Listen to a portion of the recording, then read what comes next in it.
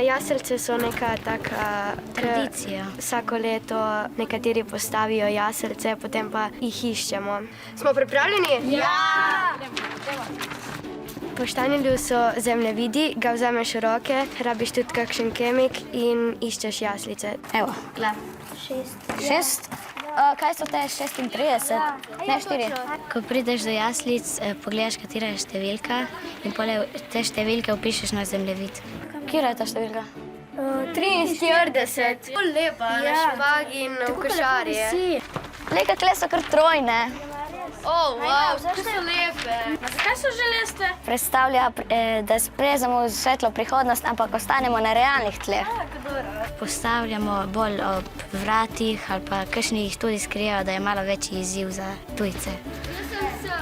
36. Jaz pa klem, v štanju so jaslice raznolike, pač boljše je, če si izvira, ne pa da vsi ponavljajo za drugim. Kleh pa niso nič postavili. To se meni zdi zabavno, ker kakšne so bolj skrite in rabiš več razmišljati, da ugotoviš, kje so. O, te so pekovčki. Jo, jaz ne vem, kako jo označi, tam je vila Ferrari. Jaz rečem tukaj. Tudi mi doma postavljamo jaslice, sam ne še zdaj, bolj 24. decembra na večer. Ja, še ogenj gori. Ta Jožef je skoraj večji kot jaz.